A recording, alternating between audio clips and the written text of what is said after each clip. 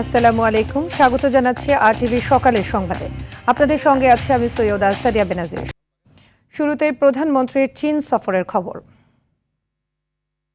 এবার বিস্তারিত। প্রধানমন্ত্রী তারেক রহমানের সঙ্গে সৌজন্য সাক্ষাৎ করেছেন চীনের কমিউনিস্ট পার্টির আন্তর্জাতিক বিভাগের মন্ত্রী লিও হাইশিং। আজ চীনের স্থানীয় সময় সকাল ৯টা ১৫ বেইজিংয়ের রাষ্ট্রীয় অতিথি ভবনে এই সাক্ষাৎ অনুষ্ঠিত হয়। এর আগে বিএনপি ও চীনের কমিউনিস্ট পার্টির মধ্যে একটি সমঝোতা স্মারক স্বাক্ষরিত হয়। এছাড়াও আজ প্রধানমন্ত্রী তারেক রহমান চীনের প্রধানমন্ত্রী লি কিয়াংয়ের সঙ্গে এক শীর্ষ বৈঠকে মিলিত হবেন। বিকেলে দেশটির প্রধান রাজধানীর গ্রেট হল অব পিপলে তারা এই বৈঠকে বসবেন। অন্যদিকে বাংলাদেশ বিনিয়োগ ফোরাম আয়োজিত আলোচনা সভায় প্রধানমন্ত্রী বলেন, বাংলাদেশ ব্যবসার জন্য উন্মুক্ত, ভবিষ্যতের জন্য প্রস্তুত এবং দীর্ঘদিনের ও বিশ্বস্ত বন্ধু চীনের সাথে কাজ করতে আগ্রহী বাংলাদেশ।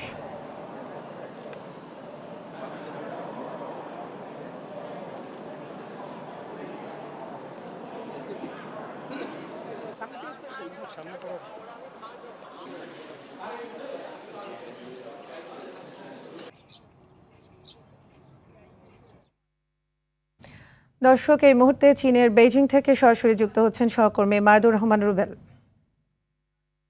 রুবেল, প্রধানমন্ত্রী তারেক রহমানের সঙ্গে চীনের প্রধানমন্ত্রীর বৈঠকে কি কি বিষয়ে আলোচনা হবে এবং সেই সাথে জানাবেন অন্য বৈঠকগুলোর এজেন্ডা কি হতে পারে?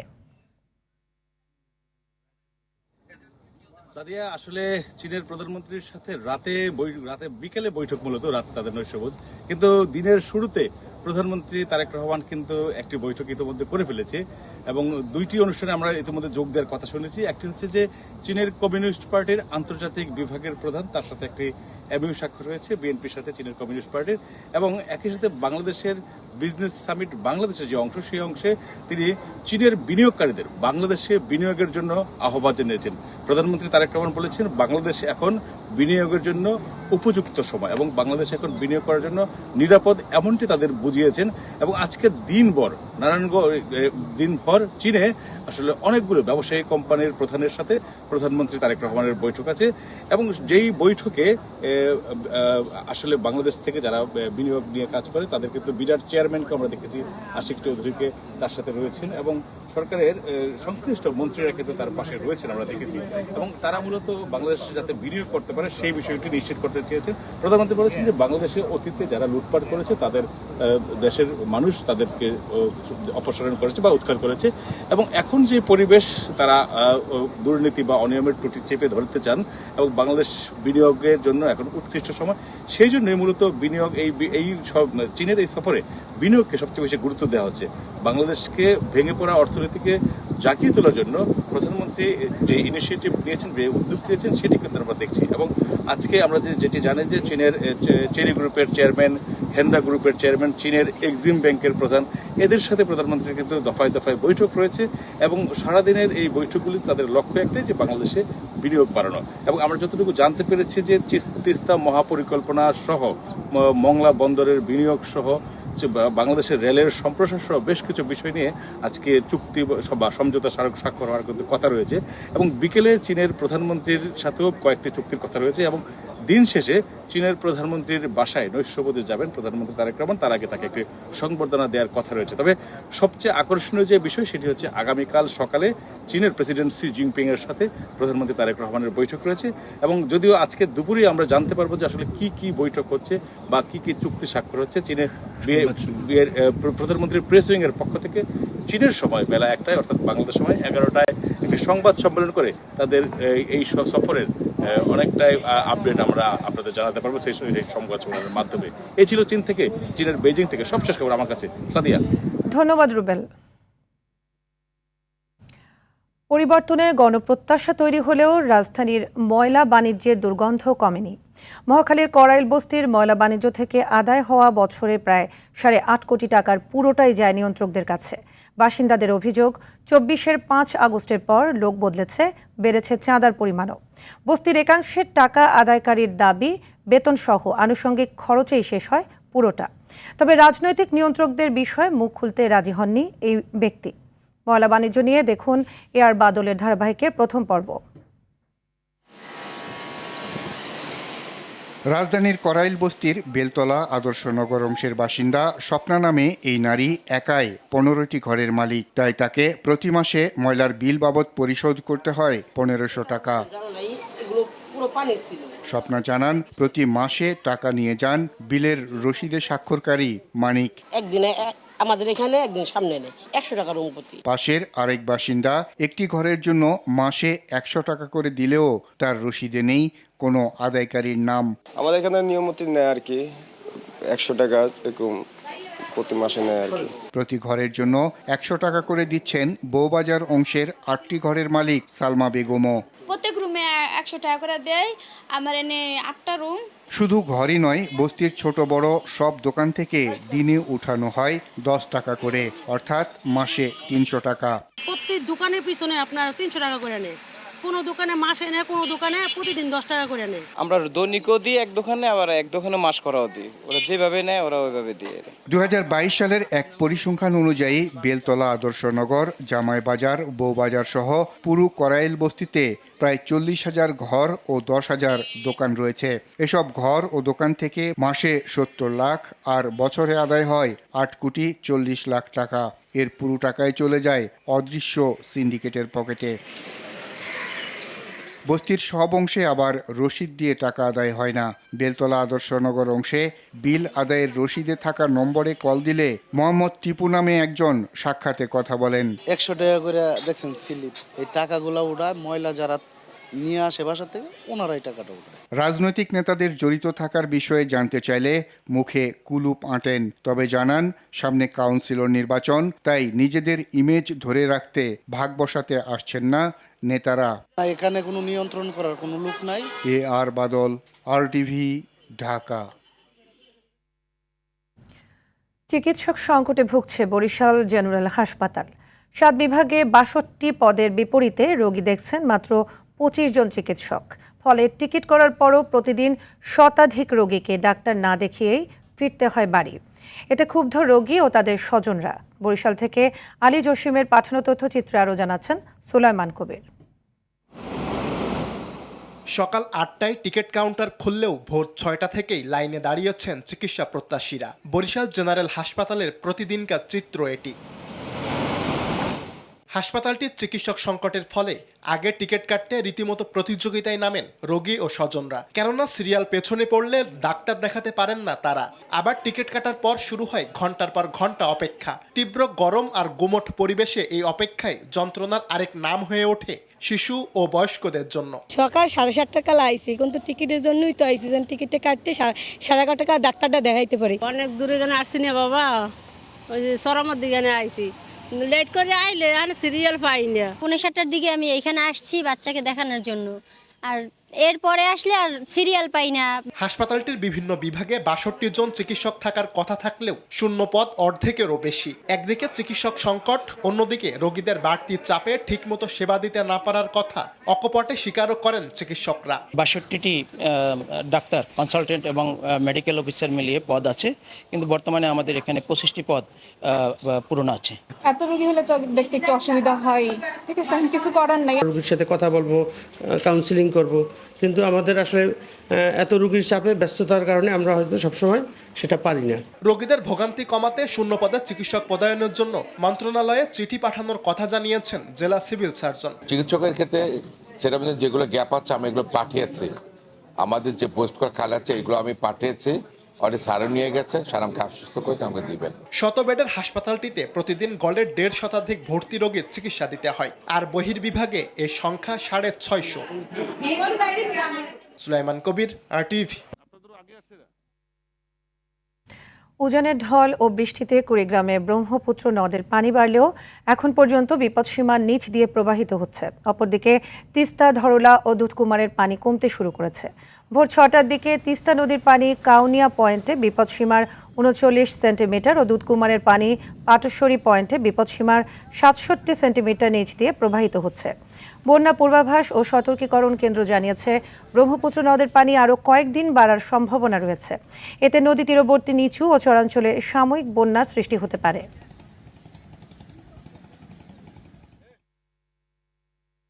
এ বিষয়ে আরও জানাতে কুড়িগ্রাম থেকে সরাসরি যোগ দিয়েছেন সহকর্মী আব্দুল কুদ্দুস চঞ্চল। চঞ্চল, কুড়িগ্রামে পানি বৃদ্ধির বিষয়টি আমাদের বিস্তারিত জানাবেন।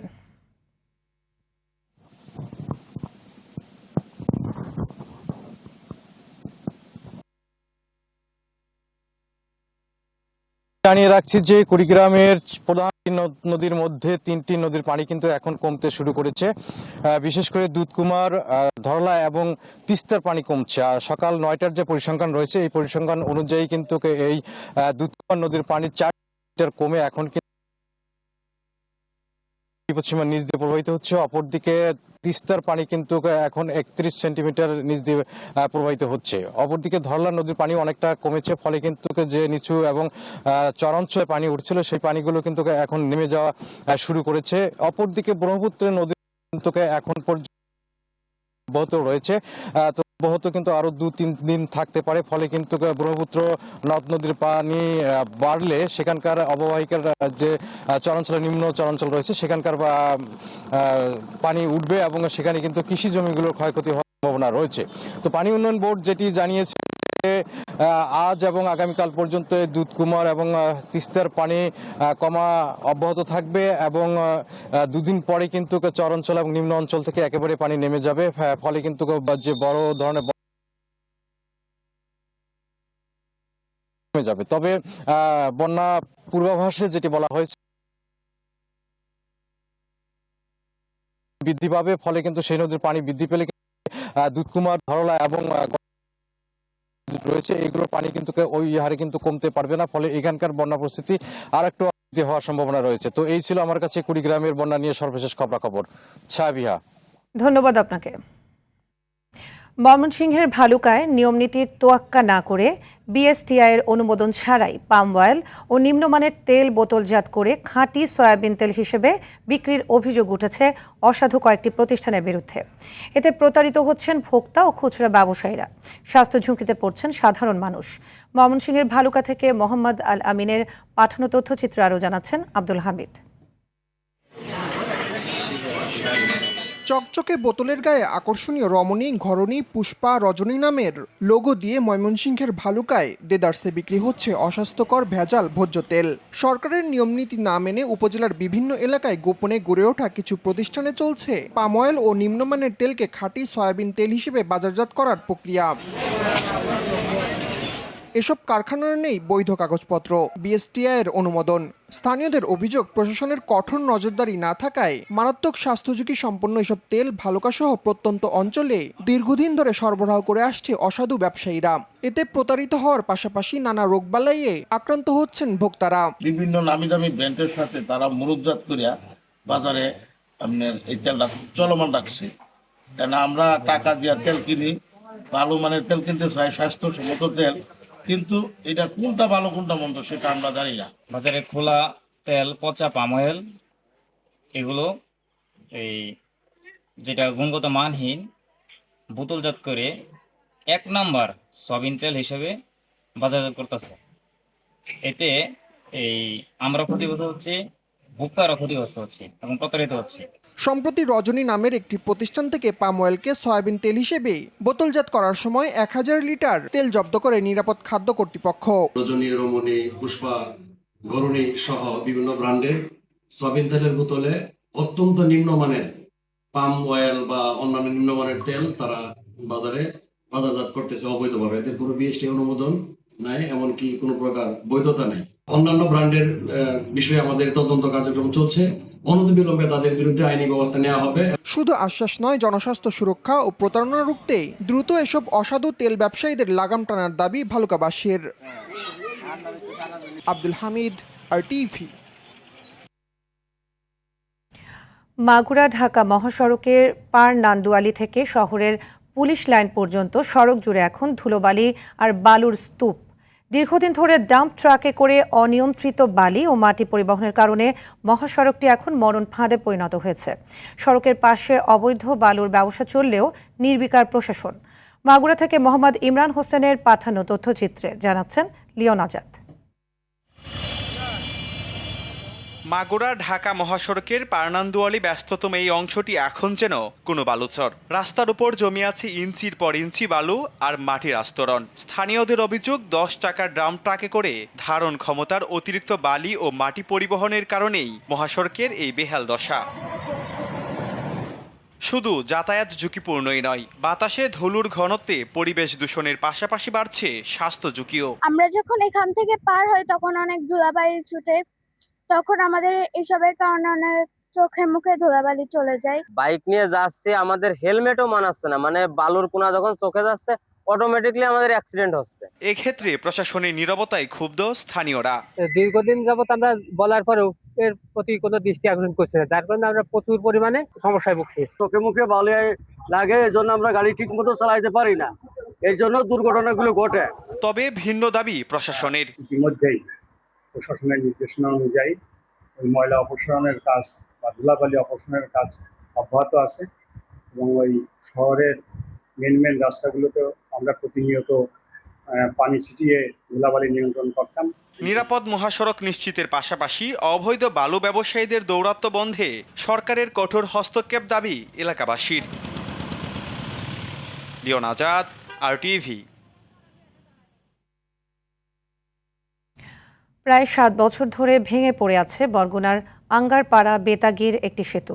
স্থানীয়দের উদ্যোগে তৈরি করা একটি ঝুঁকিপূর্ণ বাঁশের সাঁকো দিয়ে প্রতিদিন পারাপার হচ্ছেন নারী, শিশু ও বৃদ্ধসহ হাজারো মানুষ। যে কোনো সময় সাঁকো ভেঙে পড়ে ঘটতে পারে ভয়াবহ দুর্ঘটনা। বরগুনার পাথরঘাটা প্রতিনিধি তাওহিদুল ইসলাম শুভর পাঠানো তথ্যচিত্রে বিস্তারিত জানাচ্ছেন সাকিব আল হাসান। বরগুনা সদর উপজেলার আঙ্গারপাড়া ও বেতাগী উপজেলার চান্দখালী বাজারের মানুষের যাতায়াতের প্রধান মাধ্যম ছিল এই সেতু। 2019 সালে হঠাৎ সেতুটির একটি প্রান্ত ভেঙে পড়লে বিচ্ছিন্ন হয়ে পড়ে দুই উপজেলার যোগাযোগ ব্যবস্থা। স্থানীয়রা নিজেদের উদ্যোগে পাশেই কাঠ ও বাঁশ দিয়ে একটি সাঁকো তৈরি করেন। ঝুঁকিপূর্ণ এই সাঁকো দিয়েই প্রতিদিন নারী, শিশু, বৃদ্ধসহ হাজারো মানুষ যাতায়াত করেন। সেতুর বেতাগী অংশে রয়েছে একটি কলেজ সহ 4টি শিক্ষা প্রতিষ্ঠান। ঝুঁকিপূর্ণ এই সাঁকো পাড়ি দিয়েই প্রতিদিন স্কুলে যাচ্ছে কোমলমতি শিশুরা। সাইকেল আছে, গাড়ি আছে, কিন্তু নিয়ে আসতে পারি না, আমরা হাইটে আসা লাগে। প্রাইমারি স্কুল স্টুডেন্ট ছোট ছোট বাচ্চারা এই ব্রিজটি পার হয়ে আসে, হাই স্কুলের বাচ্চারা এই ব্রিজটি পার হয়ে আসে। এখানে দেখছি যে অনেকবার মাপা হয়েছে, কিন্তু কোনো কাজ কারণ হয় না এখন ধরে। সেতু না থাকায় চরম ভোগান্তিতে পড়েছেন ব্যবসায়ীরা। যোগাযোগ ব্যবস্থা কঠিন হয়ে পড়ায় বাজারে পাওয়া যাচ্ছে না নিত্য প্রয়োজনীয় অনেক পণ্য। জরুরি রোগী পরিবহনেও নেই ভোগান্তির শেষ।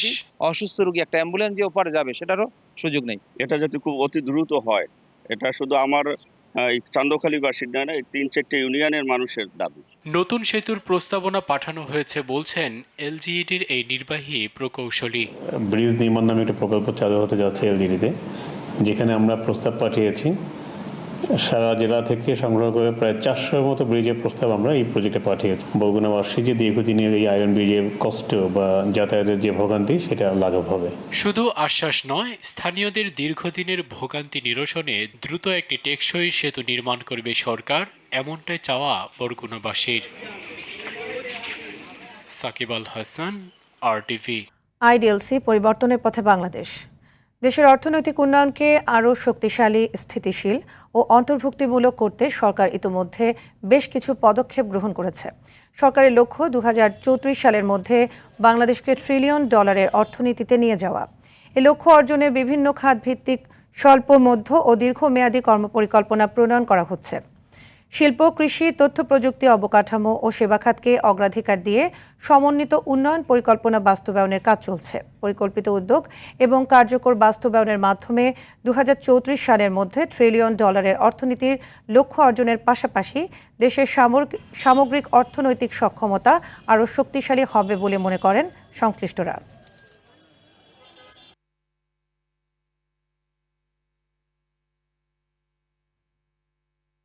এবার আন্তর্জাতিক প্রসঙ্গ। ভেনেজুয়েলায় কয়েক সেকেন্ডের ব্যবধানে দুটি শক্তিশালী ভূমিকম্প আঘাত এনেছে। এতে রাজধানী কারাকাস সহ বিভিন্ন এলাকায় ব্যাপক ক্ষয়ক্ষতির আশঙ্কা দেখা দিয়েছে। মার্কিন ভূতাত্ত্বিক জরিপ সংস্থা USGS জানিয়েছে, প্রথমে 7.2 এবং পরে 7.5 মাত্রার ভূমিকম্প অনুভূত হয়। এতে রাজধানীর অনেক ভবন ধসে পড়ে এবং বাসিন্দারা নিরাপদ আশ্রয়ের খোঁজে রাস্তায় নেমে আসেন। দুর্ঘটনা এড়াতে কয়েকটি এলাকায় গ্যাস সংযোগও বন্ধ করা হয়। এ ঘটনায় মৃতের সংখ্যা 10,000 থেকে 1 লাখ পর্যন্ত হতে পারে বলে সতর্ক করেছে ইউএসজিএস। এছাড়া বেশ কয়েকটি শক্তিশালী আফটার শক অনুভূত হওয়ার আশঙ্কা রয়েছে। দেশটিতে জরুরি অবস্থা জারি করেছে সরকার, তবে তাৎক্ষণিকভাবে হতাহতের কোনো আনুষ্ঠানিক হিসাব দেয়নি কর্তৃপক্ষ।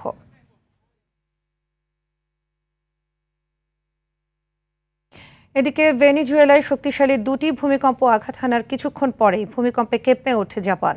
কুজি শহর থেকে 35 কিলোমিটার উত্তর পূর্বে 51.7 কিলোমিটার গভীরে আঘাত হানে ভূমিকম্পটি। ইউএসজিএস জানিয়েছে জাপানে আঘাত হানা ভূমিকম্পটির মাত্রা রিক্টার স্কেলে 6.9। এই ভূমিকম্পে তাৎক্ষণিকভাবে কোনো বড় ধরনের ক্ষয়ক্ষতির খবর পাওয়া যায়নি বলে জানিয়েছে কর্তৃপক্ষ। তবে দেশটির প্রধানমন্ত্রী সানায়ে তাকাইচি জরুরি দুর্যোগ মোকাবেলার জন্য সরকারকে ক্ষয়ক্ষতির পরিমাণ মূল্যায়নের নির্দেশ দিয়েছেন। অন্যদিকে মুখ্য মন্ত্রিসভা সচিব মুনোরো কিহারা বলেছেন, সুনামির আশঙ্কা না থাকায় কোনো ধরনের সতর্কতা জারি করা হয়নি এবং পারমাণবিক স্থাপনাগুলো থেকেও কোনো দুর্ঘটনার খবর পাওয়া যায়নি। ফ্রান্সে এই প্রথম ইবোলা ভাইরাসে আক্রান্ত একজনকে শনাক্ত করা হয়েছে। গণতান্ত্রিক কঙ্গো প্রজাতন্ত্রে মানবিক সহায়তা মিশন শেষে দেশে ফেরা এক চিকিৎসকের দেহে এই ভাইরাস ধরা পড়েছে। রোগীকে তাৎক্ষণিকভাবে চিকিৎসা কেন্দ্রে বিশেষ আইসোলেশনে রাখা হয় এবং তার অবস্থা বর্তমানে স্থিতিশীল বলে জানিয়েছে দেশটির স্বাস্থ্য মন্ত্রণালয়। ফরাসি কর্তৃপক্ষ জানিয়েছে ওই চিকিৎসকের সংস্পর্শে আসা ব্যক্তিদের শনাক্ত ও পর্যবেক্ষণের কাজ শুরু করা হয়েছে। তবে সাধারণ জনগণের জন্য সংক্রমণের ঝুঁকি খুবই কম বলে আশ্বস্ত করেছে স্বাস্থ্য কর্তৃপক্ষ। একই সঙ্গে বিশ্বের অন্যান্য দেশেও ইবোলার ঝুঁকি কম উল্লেখ করে আতঙ্কিত না হওয়ার পরামর্শ দিয়েছেন বিশ্ব স্বাস্থ্য সংস্থার প্রধান টেড্রোস গ্যাব্রিয়েসুস। আবারও খেলার খবর, ক্রিকেট। নারী টি-20 বিশ্বকাপে আজ শক্তিশালী ভারতের মুখোমুখি হবে বাংলাদেশ। ইংল্যান্ডের ম্যানচেস্টারের ওল্ড ট্র্যাফোর্ডে বাংলাদেশ সময় সন্ধ্যা 7:30টায় মাঠে গড়াবে ম্যাচটি। সেমিফাইনালের পথে এগিয়ে যেতে দুই দলের জন্যই লড়াইটি গুরুত্বপূর্ণ। এটি বাংলাদেশ এবং ভারত উভয়ের জন্যই চতুর্থ ম্যাচ। আগের 3 ম্যাচে দুই দলই 2টি করে জয় পেয়েছে। স্মৃতি মান্দানা, শেফালি ভার্মাদের নিয়ে আত্মবিশ্বাসী ভারত। অন্যদিকে নিগার সুলতানা জ্যোতির নেতৃত্বে চ্যালেঞ্জ নিতে প্রস্তুত বাংলাদেশ। শক্তির বিচারে ভারত এগিয়ে থাকলেও বিশ্বকাপের মঞ্চে চমক দেখানোর স্বপ্ন নিয়েই মাঠে নামবে টাইগ্রেসরা। সকালের সংবাদ এ পর্যন্তই। মধ্যাহ্নের সংবাদ দুপুর 12টায় দেখার আমন্ত্রণ রইল। ধন্যবাদ সবাইকে।